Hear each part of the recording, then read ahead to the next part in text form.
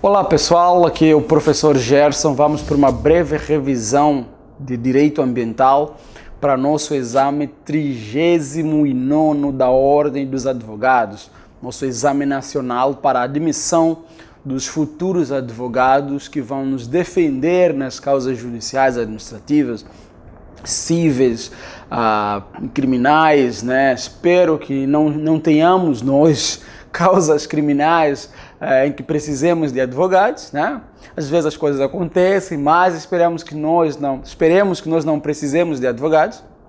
Esperamos que nós não precisemos de advogados, né? Mas caso a gente precise, eu gostaria de contar com vocês, não é? Então, nesta prova eu quero que vocês todos passem, tá? Então vamos lá. Esta nossa revisão vai focar na matéria ambiental, vamos trazer os principais tópicos para que então possamos acertar, tirar de letra nas questões que dizem respeito a direito ambiental. O primeiro ponto que eu vou trazer com vocês é competência ambiental. Ok, é repartição de competência para legislar sobre questões ambientais. O que nós temos? Em termos de Constituição, a Constituição Federal vai nos trazer aí 4 artigos para falar sobre o desenho institucional de competência, da repartição de competência entre os entes da Federação. Nós temos lá o artigo 21, o artigo 22, o artigo 23, o artigo 24, que são os 4 principais artigos, vamos dizer assim, quando fala especificamente, óbvio, existem muitos outros artigos que vão falar sobre repartição de competência, por exemplo, os artigos que falam sobre a competência tributária, que estão lá nos 150, 155, por aí, né? Então, mas esse não é o nosso ponto, o nosso foco aqui é direito ambiental, e eu gosto de traçar estes 2 artigos aqui, o 23 e o 24, são os principais artigos que vão falar sobre a matéria ambiental. Aqui, por exemplo, os incisos 3º, o inciso 4º e o inciso 6º. Esses incisos vão falar especificamente sobre a nossa matéria ambiental. E aqui nós teremos o 6º, o 7º e o 8º. Esses incisos vão falar especificamente sobre a nossa matéria ambiental, tá, pessoal? Muito bem. O que nós temos de estrutura, de terminologia quanto a esses artigos? Vamos lá. A competência do artigo 21 é competência da União, ela é uma competência exclusiva e é uma competência material, uma competência de execução de atos administrativos, atos da administração, enfim. A competência do artigo 22, ela é uma competência privativa e é uma competência de natureza legislativa, que é competência administrativa. Ok. No que nos interessa, o artigo 23 traz uma competência concorrente e ela é uma competência de natureza administrativa. Depois nós temos, é comum, administrativa é comum, competência comum. E aqui é que é a concorrente. E a concorrente é que é a legislativa. Muito bem, quase trocando aí. Buenas, nós temos competência exclusiva da União, competência privativa também da União, e no que nos interessa, competência comum. E aqui você vai ter a União, vai ter os estados, vai ter o Distrito Federal e você vai ter os municípios. Na competência legislativa, você vai ter aqui, e isso é muito importante prestar atenção, a União e estados e Distrito Federal. Municípios não têm a competência concorrente legislativa prevista no artigo 24. Muito bem. Vamos lá na tela que eu mostro para vocês estes artigos. Então, nós estamos aqui com a Constituição da República Federativa do Brasil. Eu vou levá-los até o artigo 23 e nós temos aí: é competência comum da União, dos Estados, do Distrito Federal e dos municípios proteger os documentos, as obras e outros bens de valor histórico, artístico e cultural, os monumentos, as paisagens naturais notáveis e os sítios arqueológicos. Você vai ter aqui proteger o meio ambiente e combater a poluição em todas as suas formas. E você vai ter aqui preservar as florestas, a fauna e a flora. No artigo 24, nós temos a competência legislativa concorrente. Veja só, compete à União, aos Estados e ao Distrito Federal legislar concorrentemente. O município não consta, não vem transcrito neste artigo. O município não está estabelecido no artigo 24 como um ente que possui a competência concorrente. Fique atento quanto a esse aspecto. Florestas, no inciso 6º. Inciso 7º, proteção ao patrimônio histórico. No inciso 8º, responsabilidade por dano ao meio ambiente. Muito bem, esses são os, de forma, digamos assim, mais pontual, os incisos que dizem respeito à matéria ambiental.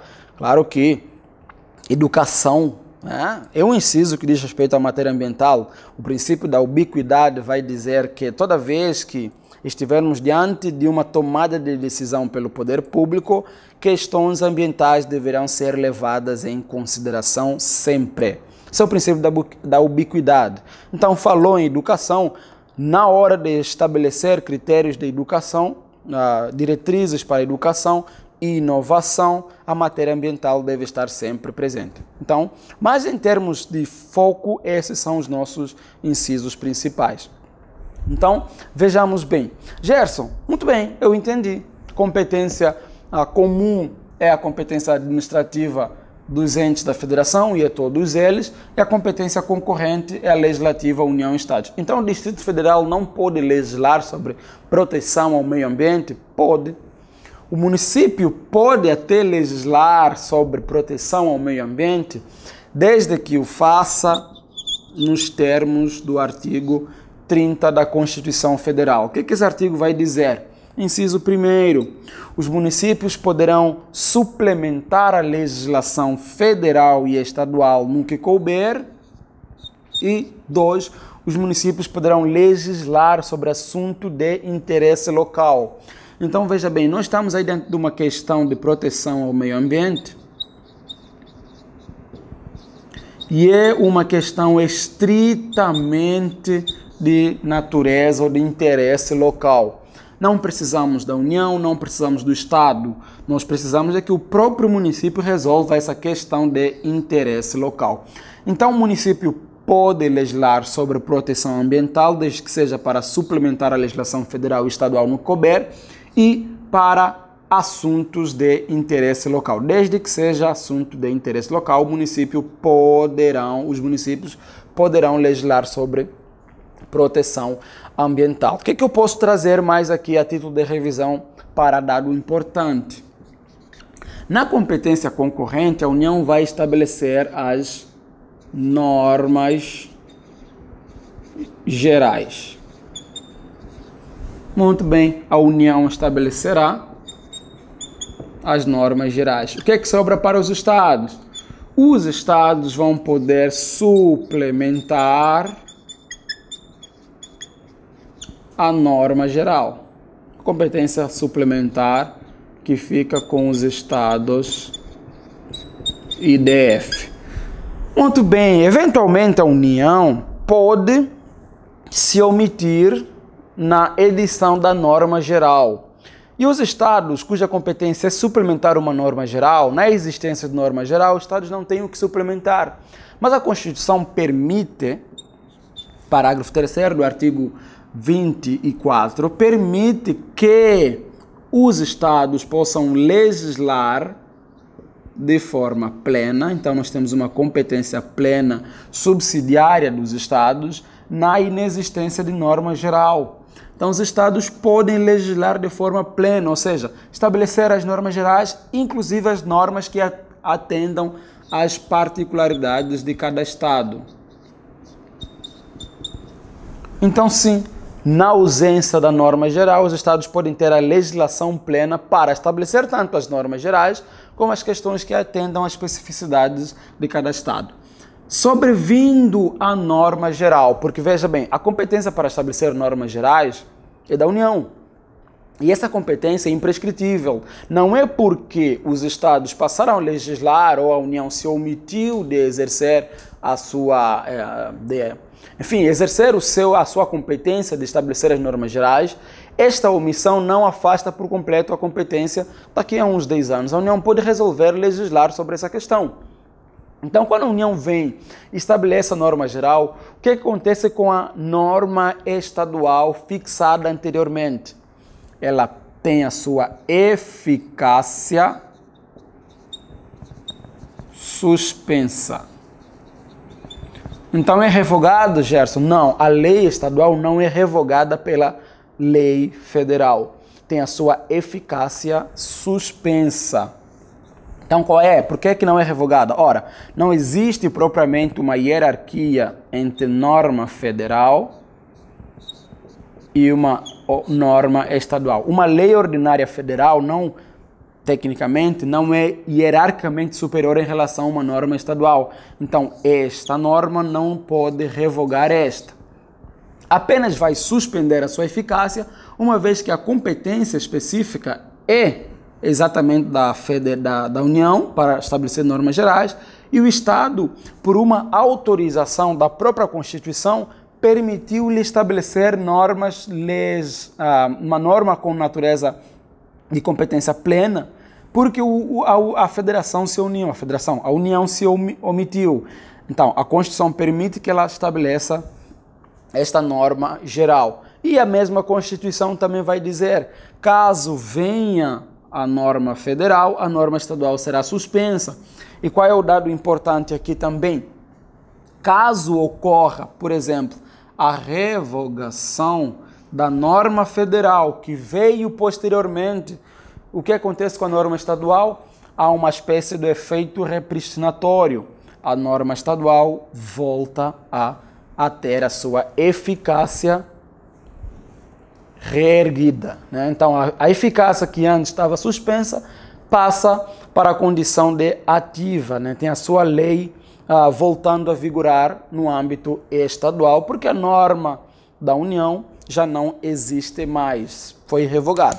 Caso isso aconteça, teremos aí, então, uma espécie de efeito repristinatório. Perfeito, pessoal. Então, essa é uma breve revisão sobre competência ambiental. Vamos para o nosso próximo tópico. Muito bem, vamos falar sobre licenciamento ambiental, que é um dos pontos também que costuma cair com bastante frequência na nossa prova, que é o procedimento licenciatório. Bom, o licenciamento serve para licenciar, para autorizar, vamos dizer assim, o exercício de atividades ou autorizar empreendimentos que utilizam recursos naturais e que nesta utilização podemos ter aí uma degradação ambiental. Então, sempre que uma fábrica de sapatos, um empreendedor quiser construir uma fábrica de sapatos e nesta necessidade, neste querer construir uma fábrica de sapatos, o órgão ambiental perceba, olha, esta atividade vai utilizar recursos naturais e há uma possibilidade de degradar o meio ambiente. Esta mera possibilidade de degradar o meio ambiente vai sujeitar este empreendimento ao licenciamento ambiental. Então vamos lá. Tópico 2. Aqui.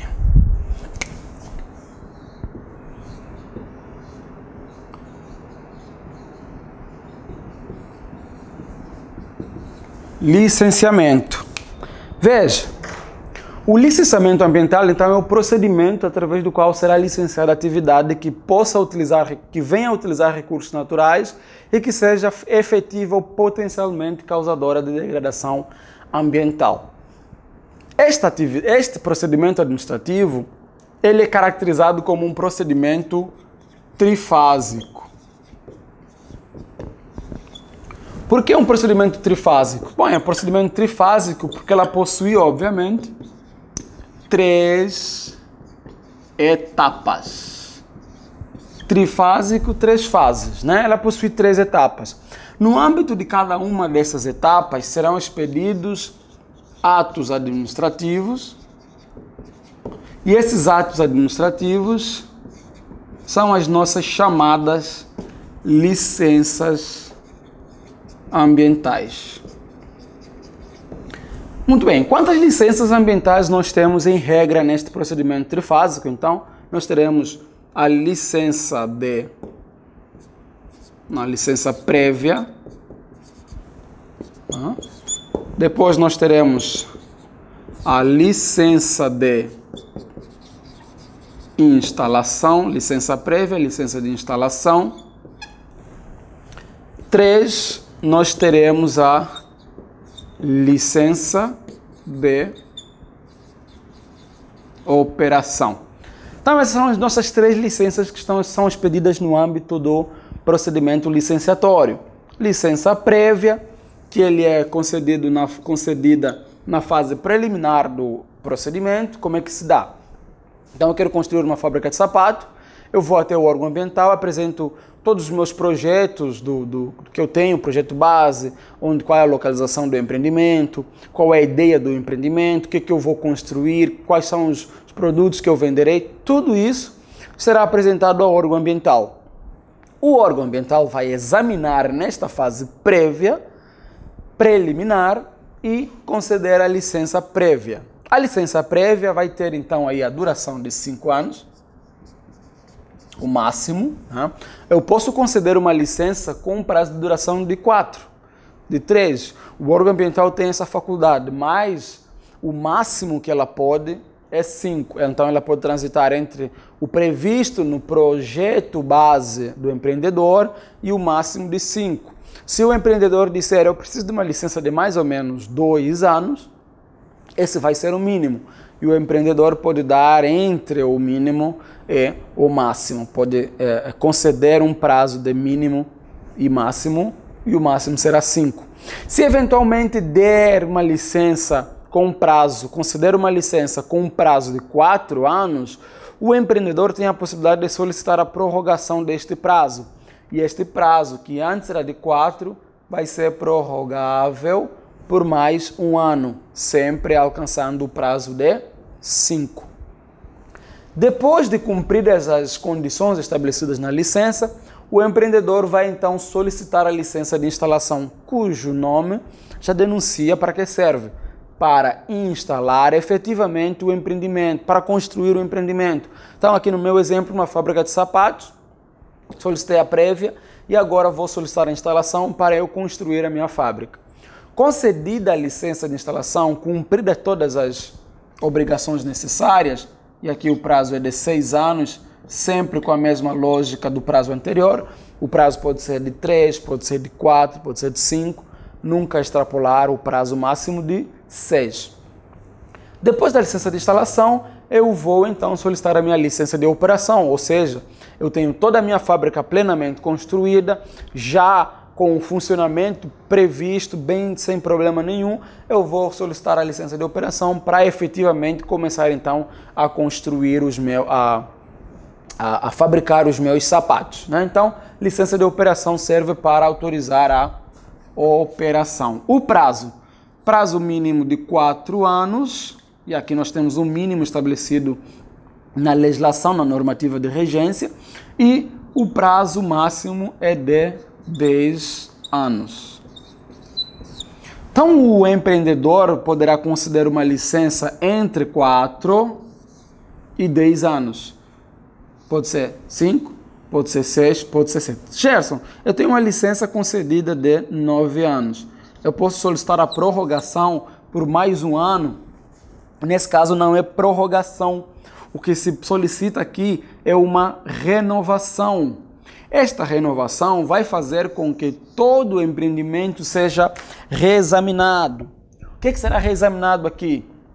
Como essa empresa funcionou, essa fábrica de sapato respeitou as normas ambientais, cumpriu as condições estabelecidas na licença de operação, ok, cumpriu. Qual é o prazo para esse empreendimento de renovação?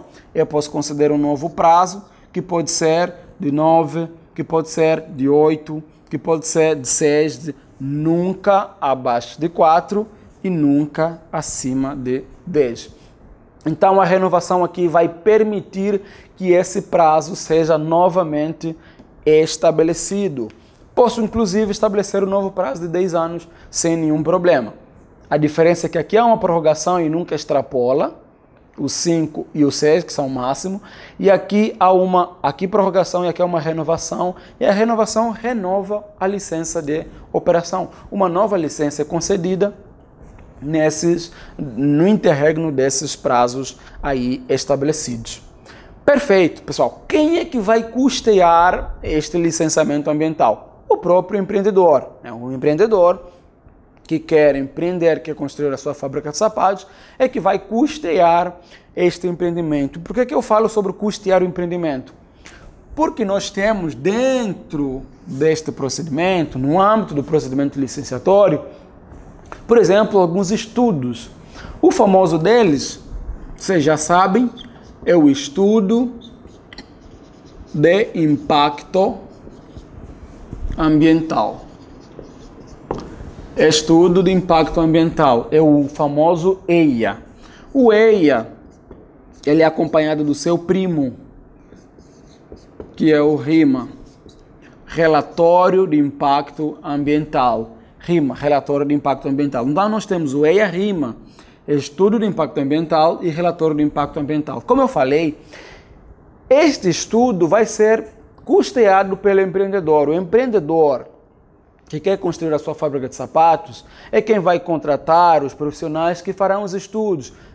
O que são esses estudos? Bom, eu quero construir uma fábrica de sapatos numa região com um certo relevo. Quem vai fazer um estudo sobre o solo, o subsolo daquela região, serão os geólogos que serão contratados pelo empreendedor para verificar se naquele espaço é possível a construção de uma estrutura como uma fábrica e se aquele subsolo e o solo conseguem sustentar uma fábrica. Então, ok, esse estudo vai ser feito aqui no EIA-RIMA.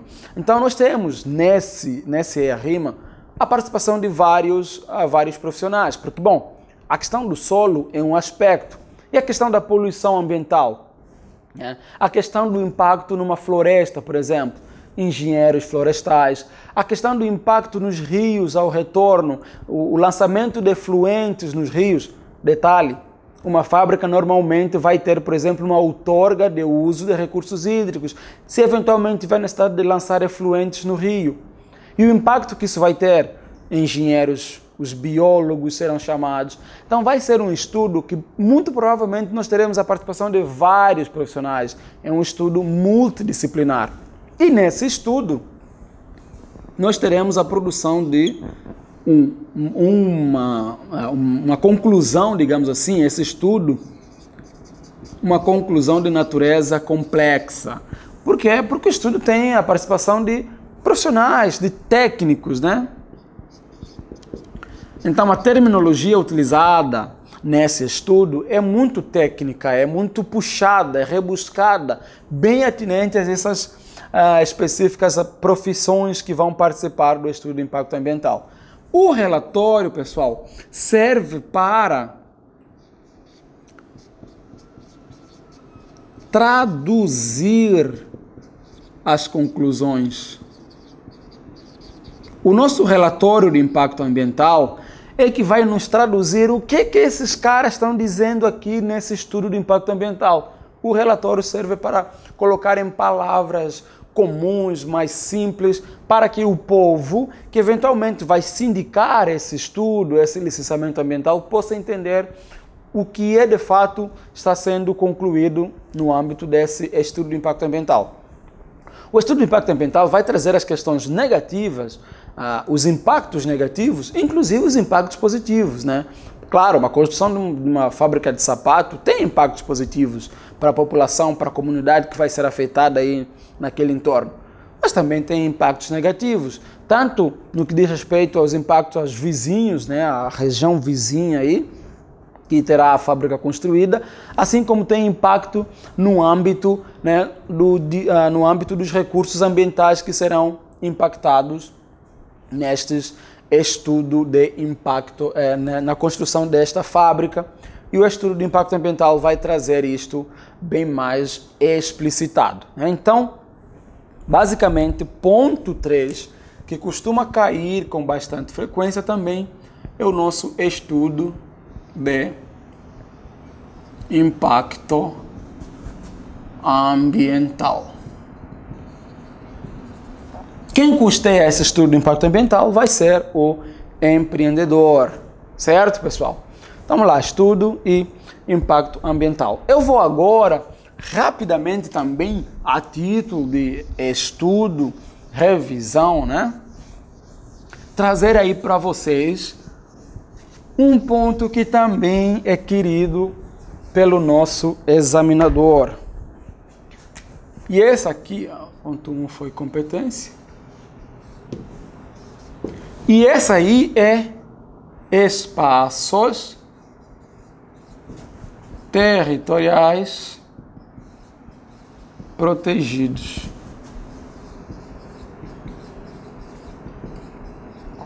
Vamos lá. Espaços territoriais especialmente protegidos. Nós temos esse conceito de espaços territoriais protegidos como uma espécie de gênero. E dentro desse gênero nós temos várias espécies, mas as mais queridas pelo nosso examinador, que vocês têm que ir para a prova, já sabendo o que são essas espécies: unidades de conservação,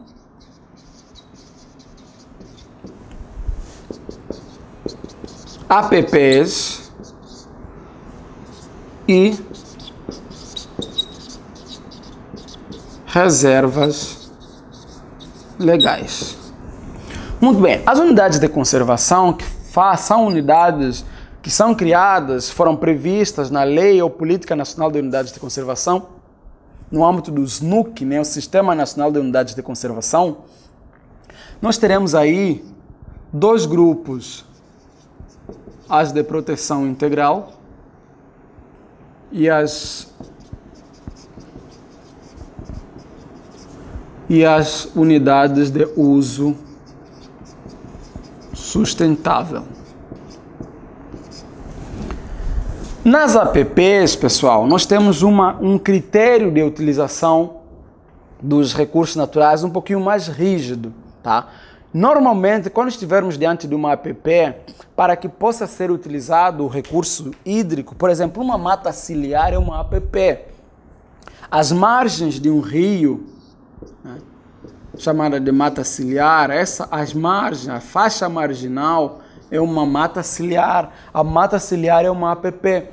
Dependendo da largura do rio, nós teremos definida também a largura da mata ciliar da APP.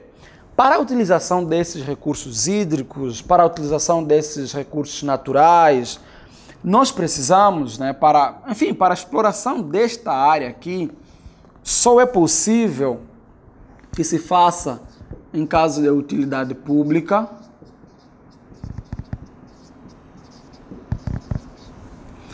interesse social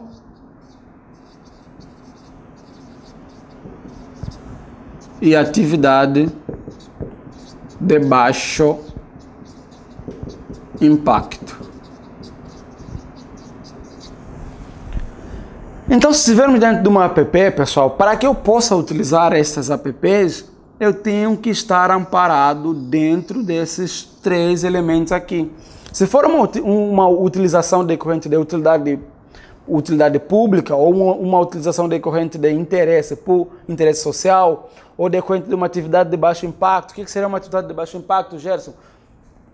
Ir até o rio para fazer uma captação de água mínima para consumo, levar um balde até um rio, pegar água para consumo na família, em casa. Isso é uma atividade de baixo impacto, não exerce um impacto significativo para o meio ambiente. Então, mesmo que estejamos diante de uma APP, é possível fazer esta atividade. Reservas legais. O que são reservas legais? As reservas legais são, digamos assim, porcentagens definidas pela lei para que o empreendedor de imóvel rural possa reservar em sua residência. Vamos supor que eu moro no Rio Grande do Sul, onde efetivamente eu moro, né? E eu queira, por exemplo, ser proprietário de um terreno na zona rural aqui do Rio Grande do Sul. Eu tenho que ter em mente que quando eu for proprietário daquele terreno, eu teria a obrigação de estabelecer 20% daquele terreno a título de reserva legal. Para que isso serve? Bom, para proteger o meio ambiente, para proteger os recursos que estiverem no âmbito ou dentro desse espaço de 20%.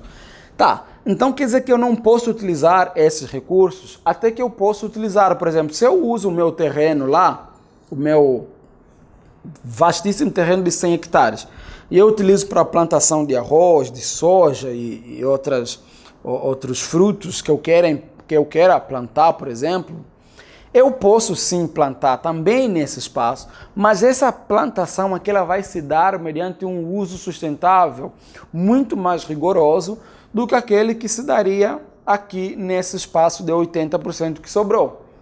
Então eu posso utilizar os recursos naturais desde que o faça de maneira rigorosa, entendeu, pessoal? Então tá, é isso aí, 20% aqui. Gerson, é 20% para todo o país? Não. Se estivermos diante de uma região amazônica, na verdade que se chama de Amazônia Legal, vai depender do bioma em que o seu terreno estiver situado. Então vamos lá, eu estou dentro do que a lei conceitua de Amazônia Legal. Amazônia Legal é um conceito estabelecido na lei, que é o Código Florestal, Lei 12.561 de 2012, né? E esta lei vai estabelecer o que é a Amazônia Legal, vai estabelecer quais são os espaços, os limites para se conceituar a Amazônia Legal. Muito bem. Se eu estiver diante desta, ou no interior de um bioma florestal, eu tenho um terreno e o terreno está dentro de um bioma florestal. Aí, meu querido, você tem a obrigação de preservar 80% do seu terreno a título de reserva legal. Então aqui seria mais ou menos o contrário. 80% seria reserva legal e eu teria a liberdade para usufruir desse espaço. Eu digo liberdade para usufruir porque aqui também eu posso até usufruir, né? Nesse espaço de 80%, desde que forma sustentável. É incorreto dizer que eu não poderei utilizar o meu terreno 80% dele. Não, eu posso utilizar, desde que de forma através do manejo sustentável aprovado, autorizado pela autoridade competente, em geral, a autoridade estadual, tá? Muito bem. E aqui, então, vamos lá, na reserva legal, se nós estivermos diante de um bioma cerrado, você tem a obrigação de preservar 35%. Se estiver diante de um bioma Campos Gerais, você tem a obrigação de preservar 20%. Então, quando você falou em Rio Grande do Sul, Gerson, isso se enquadra aqui nos Campos Gerais? Não, o Rio Grande do Sul, ele está no conceito aqui de demais regiões. Aí é 20%. Então, veja só, a porcentagem diferenciada é só se estivermos diante da Amazônia Legal. E se estivermos diante da Amazônia Legal, vai depender do bioma em que o seu terreno estiver situado. Então, se for florestal, 80%, cerrado, 35%, Campos Gerais, 20%. Nas demais regiões, o que envolve São Paulo, Rio Grande do Sul, Santa Catarina, Paraná, 20% que eles têm de preservar a título de reserva legal. Então, pessoal, essa aqui não temos que confundir, isso é muito importante, quando estivermos diante de uma unidade de conservação do grupo Proteção Integral ISO Sustentável. Durante a nossa aula, nós dissecamos essas questões, o que é uma unidade de conservação de proteção integral, quais são elas, né? Eu dei alguns macetes para vocês captarem a diferenciação dessas unidades de conservação. Obviamente que a título de uma revisão não é possível a gente esmiuçar de maneira mais adequada, né, todos esses aspectos. Apenas para que vocês possam entender que espaços territoriais especialmente protegidos são em gênero, temos unidades de conservação, APPs, reservas legais, que são as principais espécies que são cobradas na nossa prova, tá, pessoal? Então essa é a nossa brevíssima revisão. Falamos aí sobre 4 tópicos que são assim, ó, interessantes, porque caem bastante na nossa prova em matéria ambiental, tá, pessoal? Então, muito obrigado aí por terem estado comigo até agora, um forte abraço e bons estudos para vocês.